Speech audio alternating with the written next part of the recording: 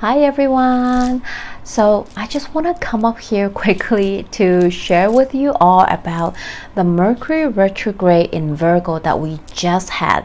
So we just had our new moon in Virgo, depending where you are, on the 14th or 15th morning, and just a day later we have Mercury station direct in Virgo, and now Mercury is direct and tracing back the degree points that it was retrograding before, and the post shadow energy will last for the rest of the month. So there's still chances of Mercury retrograde hiccups that might happen.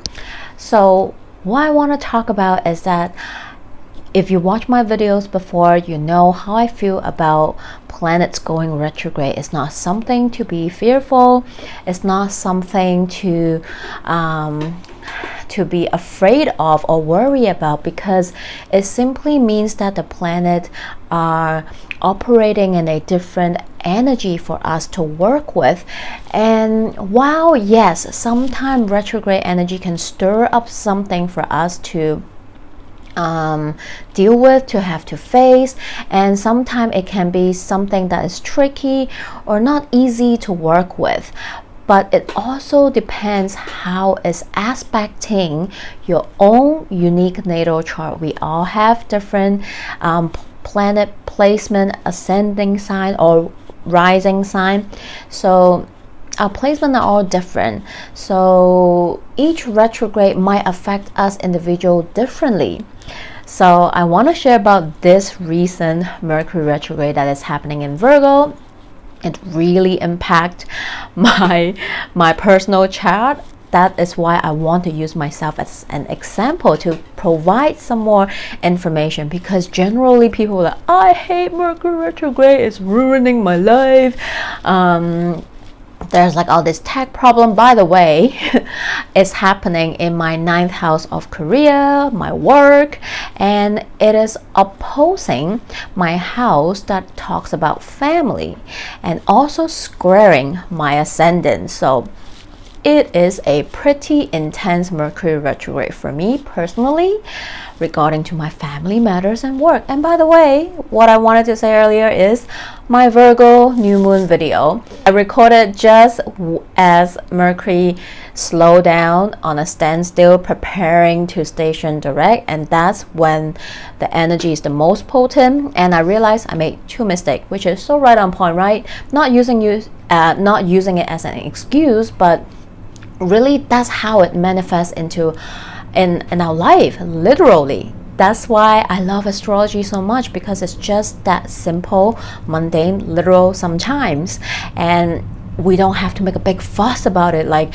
or something dramatic. Of course, you know, depending how it's impacting your chart, something dramatic, you know, very icky or wonderful can happen, right? It goes both ways. It's not just about all the icky stuff. So anyway, back at my own example, my new moon video in Virgo, after I uploaded, I found out that the mic wasn't working, so hopefully you guys can still hear me properly. That's one Mercury retrograde hiccups. The other one is in the video, if you watch that, I mentioned that there's one aspect that will happen for us like last time ever in our lifetime, that will not ever repeat in our lifetime, which is the sun in Virgo trining Pluto retrograding in Capricorn. So as soon as I upload that video, my gut feeling, which is funny, because Virgo rules the gut. Virgo rules my house of career, which is, you know, this is astrology. This is what I do for work. Well, one of the things I do for work. My gut feeling suddenly just like, sink in the bottom, and it just tell me that something's wrong. So I fast forward. I make sure what I said was right, or whatnot, and of course, my gut is so right. I made a mistake, and I want to clear it. But everything happened for a reason, and not saying that, you know, my mistake is not it's nothing, but you know, I feel like this is a good mistake because it provides us a timeline. So In the new moon video, I did say that during this new moon in Virgo, we have this beautiful grand earth trine. The sun and the moon in Virgo is having a trine with Pluto retrograde in Capricorn and having a trine with Uranus retrograding in Taurus. And there's a beautiful supportive energy, helpful energy to really help us to look at our earth element houses in our own natal chart, because the houses that is ruled by Capricorn, Taurus, and Virgo is creating this beautiful trine for all of us to look at and work with. It's providing us supportive, useful, helpful energy. And all these earthly elements is something that can be ground into reality, that has a long-term potential for all of us. So when I mentioned that the sun in Virgo trining Pluto and Capricorn will be the last one that we'll ever have in our lifetime because of the speed that Pluto travels, we will not experience Pluto and Capricorn ever again in our lifetime, this lifetime. But my gut feeling says something's wrong. So I went on and checked, and yes, I made a mistake. This is not going to be the last time. Next year around this time in Virgo season again, we will have this Earth Grand Trine again. So the sun in Virgo will really, for real this time, trine Pluto retrograde in Capricorn one last time. That is because next year, 2024, Pluto will retrograde again, like it does every year, and it will touch on just a little bit in Capricorn. So Pluto will go back, will re-enter Aquarius next year, 2024, and Pluto will retrograde, and when it's retrograde, it will go back to the 29 degree in Capricorn, and that is the official finale of Pluto in Capricorn. This Earth Grand Trine is a beautiful, supportive, helpful energy to help us to bring forth our earth ruled houses matters into real life, into our 3D reality, because the Pluto in Capricorn is allowing us to see what's no longer working. Pluto is giving us deep transformation, deepest, darkest truth that we need to know in order to transform, to transmute the energy in that house. And it's been in Capricorn since 2008.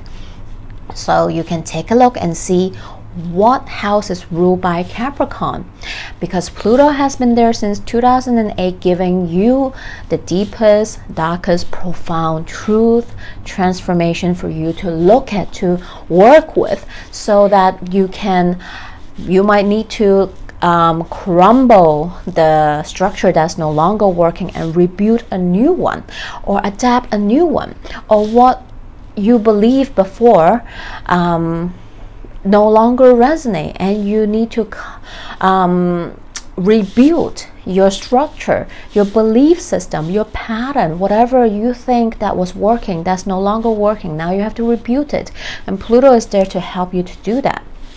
Uranus in Taurus is giving you revelation, changes, sometimes sudden changes, whether you like it or not, to let you know that what is not working, what is working, new ideas, innovation, new information that you can intake, you can learn, to really give you that stability, that solid foundation that you want to build upon, or you want to change your path to. And lastly, the sun in Virgo is giving you the tangible steps that you don't have to do it all in one go. You can take your time. This Earth Grand, this trine has been happening for a few years, and next year will be the last one. So from now till next year, this time is a perfect time for you to have one last year to truly look at all these houses that is ruled by all these earthly energy elements, to see what do you see yourself in next year this time. What do you want these houses to be, right? Or where do you want to be?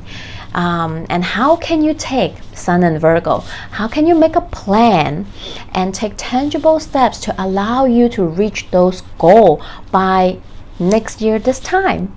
So take a look at your natal chart, see what these three houses are, right? The one that's ruled by all the earthly elements, Capricorn, Taurus, and Virgo. Right, look at them, see how far you have come the last few years, what changes and shifts you have been through, right? And how would you like to move forward? Where do you want to be next year this time? So take this supportive energy to allow you to break this goal into bite-sized pieces to start take tangible steps to head towards the goal, the path, the whatever it is that you want around next time this year. So I hope this message helps, and I'm sending you lots of love, and let me know and connect with me. I'll see you in the next video. Bye.